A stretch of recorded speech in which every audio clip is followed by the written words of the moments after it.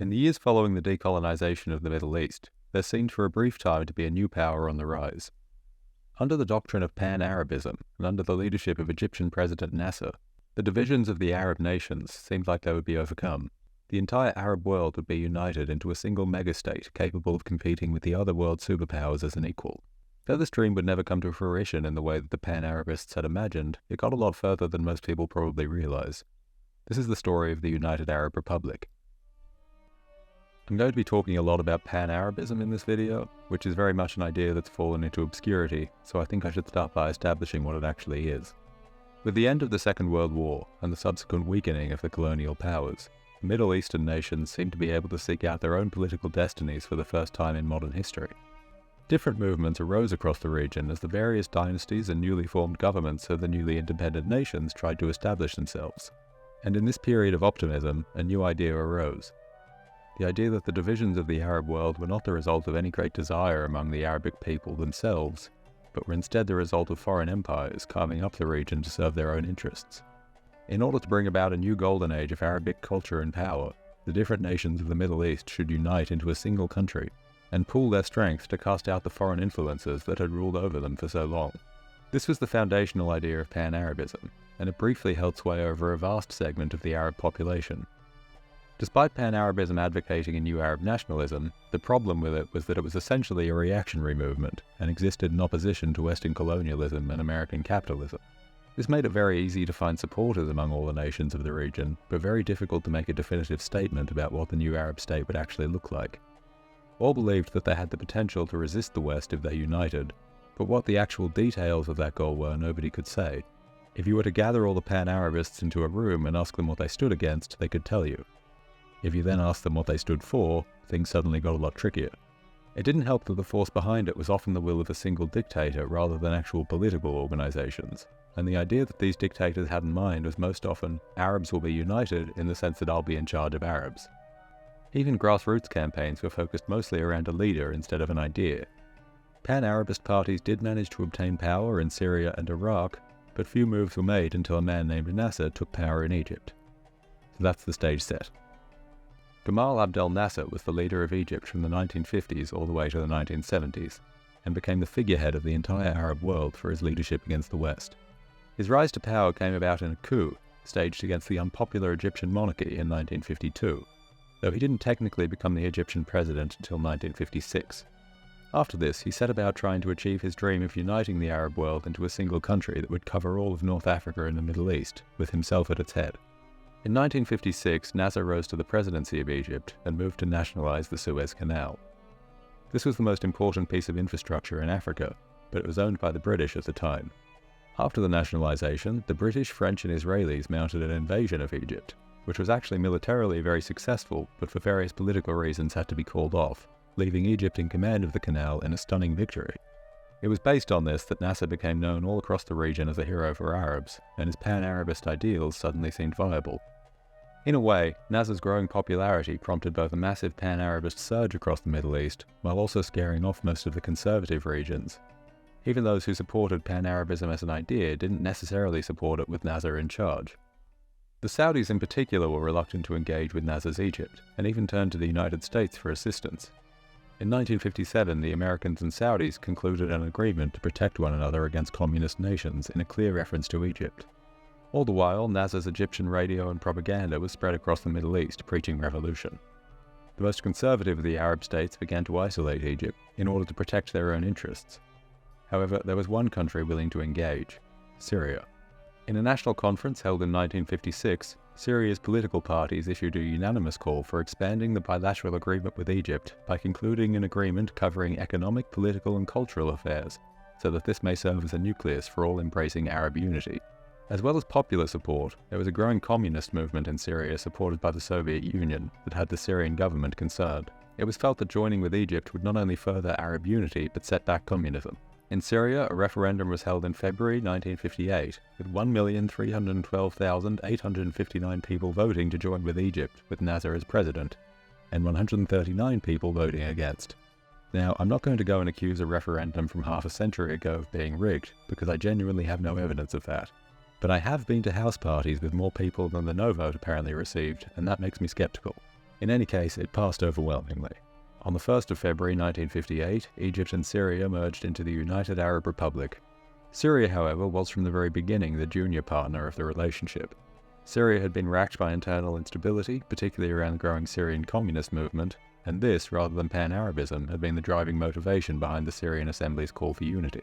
Nasser had agreed to the union, but only on the condition that the republic would be a full union and not a federation. There were 24 million Egyptians to 4 million Syrians. Needless to say, Egypt was by far the more powerful of the two, and Syria was largely reduced to an extension of the Egyptian state.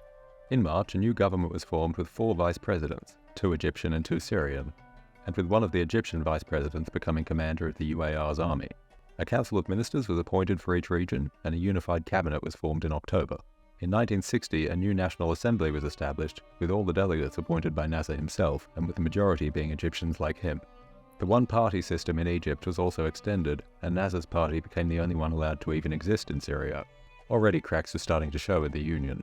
The flag of the Egyptian Revolution was utilized to represent the new country, but with the eagle replaced by 2 stars, representing the 2 countries now joined together. Presumably, if the UAR had continued to expand, more stars would have been added. One interesting detail of this flag is that it's still used as the flag of Syria today. Despite the dream of the new Arab state finally coming to fruition, the Syrians themselves quickly became disillusioned with the new republic. Nasser nationalized banking, insurance, and many other industries, which severely alienated much of the political class. He also restricted the amount of farmland that could be owned, and alienated the political class by banning their political parties. The former Syrian military was also relegated to secondary positions. One Syrian general complained that every Egyptian officer acted as though he was General Nasser himself. In 1961, the officers of the Syrian army had had enough of the rule of Nasser. His centralization of rule in Egypt had left them in minor positions without room for improvement, and Syria itself had been reduced to an extension of Egypt.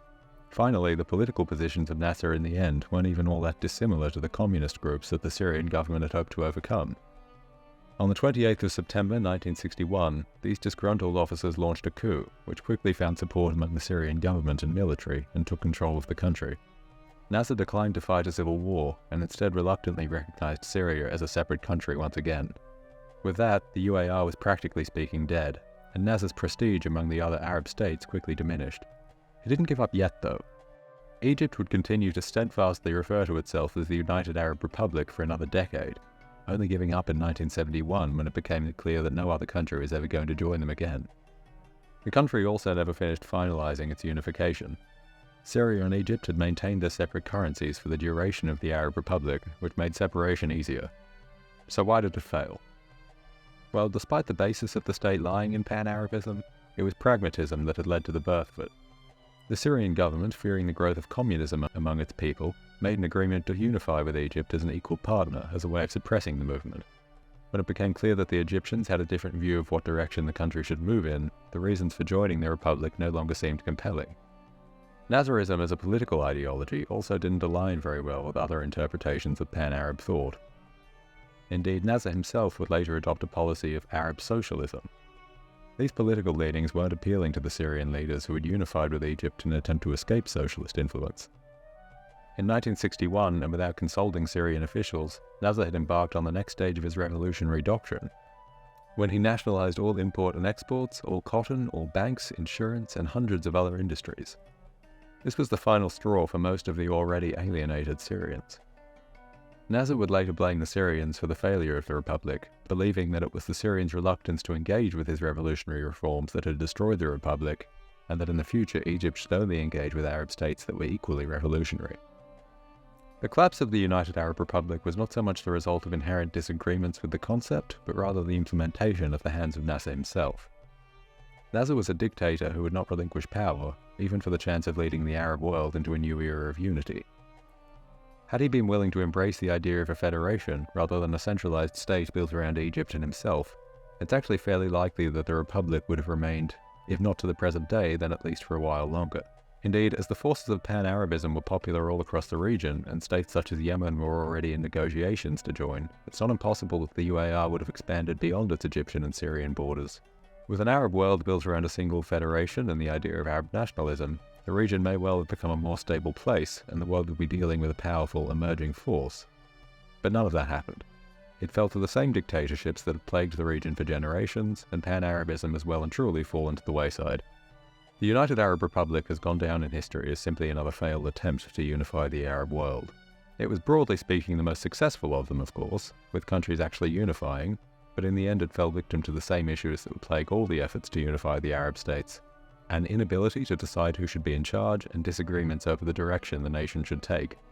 Despite the similarities in religion, ethnicity and language, the fact of the matter is that the countries of the Middle East are still separate entities with wildly varying interests and histories, and unification isn't as simple an issue as many would have liked it to be. The Federation of Arab Republics would pick up the mantle in 1971, attempting to unify Libya, Egypt and Syria under Gaddafi, but this would be even less successful. Today, there are few that even remember Syria and Egypt once formed a single country, and the ideals of Pan-Arabism have since faded into history. So that's the story of the United Arab Republic, an interesting idea that could have formed a new superpower, but was killed by its implementation and the inherent disagreements among its members.